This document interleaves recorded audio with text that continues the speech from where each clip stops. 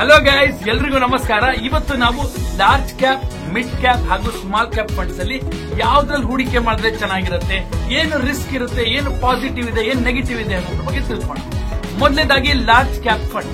Large cap fund ಅಂತಂದ್ರೆ ಎಲ್ಲರಿಗೂ ಗೊತ್ತಿರೋ ಫಂಡ್ಸ್, ದೊಡ್ಡದಾಗಿರೋ ಕಂಪನಿಗಳು, top 100 stock in Indian stock market ಅಂತ ಹೇಳ್ಬೋದು. ಎಕ್ಸಾಂಪಲ್ ರಿಲಯನ್ಸ್ ಆಗಿರ್ಬೋದು, ಬಜಾಜ್ ಫೈನಾನ್ಸ್ ಆಗಿರ್ಬೋದು, HDFC ಆಗಿರ್ಬೋದು. ಈ ರೀತಿ ದೊಡ್ಡ ದೊಡ್ಡ ಕಂಪನೀಸ್ಗಳು, ಎಲ್ಲರಿಗೂ ಗೊತ್ತಿರೋ ಕಂಪನೀಸ್ಗಳಿಗೆ ಲಾರ್ಜ್ ಕ್ಯಾಪ್ ಫಂಡ್ಸ್ ಅಂತ ಹೇಳ್ತೀವಿ. ಇದ್ರಲ್ಲಿ ಹೂಡಿಕೆ ಮಾಡಿದ್ರೆ ನಮಗೆ ರಿಟರ್ನ್ಸ್, ಅವರೇಜ್ ರಿಟರ್ನ್ಸ್ ಬರ್ತಿರುತ್ತೆ. ನಮ್ಮ ಅಮೌಂಟ್ ಸೇಫ್ ಆಗಿರುತ್ತೆ, ಯಾಕಂದ್ರೆ ಇವು ದೊಡ್ಡ ಕಂಪನೀಸ್ಗಳು ಮುಳುಗ್ ಹೋಗೋದಿಲ್ಲ. ಸೆಕೆಂಡ್ ಬರೋಣ, mid cap companies. Mid cap companies ಅಂದ್ರೆ ಲಾರ್ಜ್ ಕ್ಯಾಪ್ ಕಂಪನೀಸ್ ಗಿಂತ ಸ್ವಲ್ಪ ಜಾಸ್ತಿ ರಿಸ್ಕ್ ಇರುತ್ತೆ. ಇನ್ನು ಬೆಳೀತಿರೋ ಕಂಪನೀಸ್, ತುಂಬಾ ಇನ್ನ ಬೆಳೆದಿಲ್ಲ, ಇನ್ನ ಕಮಿಂಗ್ ಡೇಸ್ ಅಲ್ಲಿ ಅಥವಾ ಇಯರ್ಸ್ ಅಲ್ಲಿ ಅದು ಕೂಡ ಲಾರ್ಜ್ ಕ್ಯಾಪ್ ಕಂಪನೀಸ್ ಆಗೋ ಸಾಧ್ಯತೆಗಳಿರುತ್ತೆ.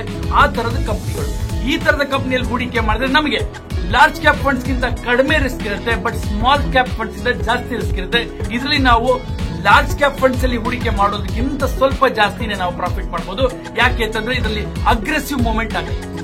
ಕೊನೆಯದಾಗಿ ಫೈನಲ್ ಆಗಿ ಸ್ಮಾಲ್ ಕ್ಯಾಪ್ ಫಂಡ್ಸ್.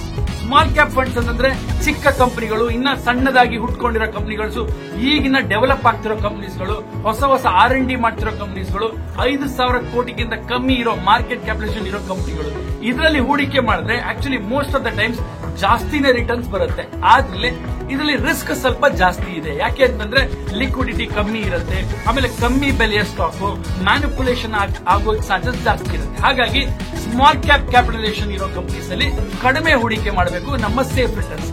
ಸೊ ನಿಮಗೆ ಏನ್ ಅನ್ಸುತ್ತೆ, ಲಾರ್ಜ್ ಕ್ಯಾಪ್ ಅಲ್ಲಿ ಹೂಡಿಕೆ ಮಾಡಬೇಕಾ, ಸ್ಮಾಲ್ ಕ್ಯಾಪ್ ಅಲ್ಲಿ ಹೂಡಿಕೆ ಮಾಡಬೇಕಾ, ಅಥವಾ ಮಿಡ್ ಕ್ಯಾಪ್ ಅಲ್ಲಿ ಹೂಡಿಕೆ ಮಾಡಬೇಕಾ, ಅಥವಾ ಒಂದು ಕಾಂಬಿನೇಷನ್ ಲಾರ್ಜ್ ಕ್ಯಾಪ್ ಅಲ್ಲಿ ಒಂದೆರಡು ಸ್ಟಾಕ್, ಮಿಡ್ ಕ್ಯಾಪ್ ಅಲ್ಲಿ ಒಂದೆರಡು ಸ್ಟಾಕ್, ಸ್ಮಾಲ್ ಕ್ಯಾಪ್ ಅಲ್ಲಿ ಒಂದೆರಡು ಸ್ಟಾಕ್ ಅನ್ನ ಮಿಕ್ಸ್ ಮಾಡಿ ಡೈವರ್ಸಿಫೈ ಮಾಡಿ ಹೂಡಿಕೆ ಮಾಡಬೇಕಾ? ನಿಮ್ಗೆ ಏನ್ ಅನ್ಸುತ್ತೆ ಕಮೆಂಟ್ ಮಾಡಿ, ಕೆಳಗಿರೋ ಲಿಂಕ್ ಅಲ್ಲಿ ಕಮೆಂಟ್ ಮಾಡಿ ಹಾಕಿ ನೋಡೋಣ ಏನ್ ಹೇಳ್ತೀರಾ ಅಂತ.